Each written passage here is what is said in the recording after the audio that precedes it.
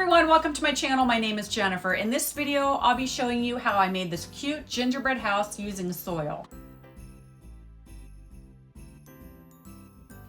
In case you haven't been following, this is part of my Christmas countdown of crafts going on right now.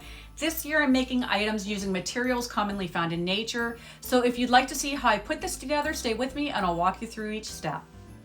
I started off by straining a bag of topsoil into a bowl. This actually isn't a strainer, it's a light fixture cover, but it works for this purpose. There were large clumps of wood and rocks in the dirt, so I shook the strainer back and forth until small flecks fell through. It sort of reminded me of fine coffee grounds, except it didn't smell as good. This took a little while, and I continued until I had 2 full cups of fresh dirt. Next, I drew a house template using a thick piece of cardstock. You can make your house any size you'd like. I wasn't sure how much dirt dough I was going to have to work with, so I erred on the side of caution and made it on the smaller side. As it turns out, I could have made my house slightly larger, but I didn't want to take a chance. I'll include measurements in the description for your reference, as well as links to any of the products I used. I cut out a house shape that will be used for the front and back, sides, and both halves of the roof. If you have extra, you can make a bottom. I rolled mine into a round base that I was going to set my house onto, so you might see that in the upcoming clips, but it puffed up weird while it was baking, and I ended up throwing it out. I want to leave the interior of my house accessible because I'd like to put a battery-operated candle inside, but you can make yours to your liking. After my templates were cut out, I made dirt dough by mixing the 2 cups of strained dirt with 2 cups of flour. This actually made me want to cook a batch of brownies because it looked so similar. Once that was incorporated, I slowly added tap water until I got the consistency that I thought would roll out without it sticking to the rolling pin. In total, I added 3/4 cups of water. This is the first time no one wanted to lick the bowl or spoon. I can't imagine why. I put parchment paper on my counter and mixed the remainder by hand. Then I rolled the dirt dough out to about a 1/4 inch thickness. I very carefully cut 2 of each template piece using a knife. I pressed down versus moving it back and forth in a cutting motion. If you wanted to, you could press a pattern into the roof with something like a potato masher. That might be a detail I'd do differently if I was going to make this again. Because my oven is currently out of commission, I cooked the pieces in my air fryer on the bake setting for about 10 minutes in total for each batch. I would imagine you could also set it outside in the sun on a hot day to accomplish the same thing. The pieces baked well and are surprisingly solid, but I goofed by putting the nicer side up.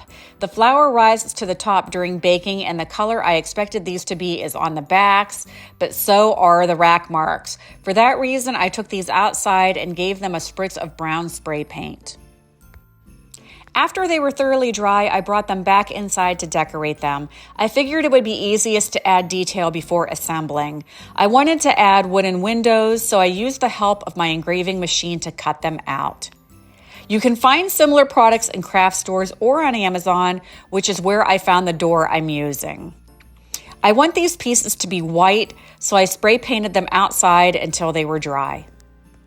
Because I want the add-ons to be see-through, I very carefully marked out the placement using a white paint pen, then used cutters to gently remove the baked dirt. This felt like cutting through a very thick cookie. I tried hot gluing them in place, but found wood glue worked better and dried clear. Then I gathered all of my stencils and interesting trim pieces that I thought might be a good template, and I used them to draw scallops on the rooftops. I placed both halves together so the rows would line up. Then I added a delicate detail along the edge of the roof line. I kept this simple because I was afraid I'd goof things up if I got too crazy. Using hot glue, I attached the front to the sides, then added the back, and finally both halves of the roof. It still needed some detail in my opinion, and I got out my clay and rolled white and red into individual strips. Then I combined them to make a candy cane pattern. I placed these strips on cookie sheets and set them in the sun to harden. There are areas where the pieces didn't meet perfectly, which left some gaps, so I added hot glue to fill them in and camouflaged it with silver glitter. Next, I cut the peppermint strips to length and placed them on each side and over top of the gaps along the roof line. It still needed a little something, so I added greenery and red berries at the peak, and I thought it was perfect, so I stopped here. But again, you can keep going and decorate yours however you'd like. I placed mine on a plate and added a tea light inside, but when Christmas comes around, I'll probably include fake snow too. Overall, I'm really surprised this turned out at all because there were moments I thought it was going to be an absolute fail, but it came together and is one of my favorite crafts so far in this countdown.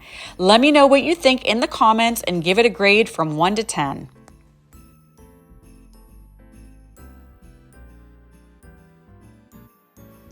So I hope you enjoyed watching this little gingerbread house come to life and plan to create one for yourself. Don't forget to follow to see the rest of the countdown. I'm about halfway through, so there are more great crafts to come. You can also find me on TikTok, Instagram, and Facebook.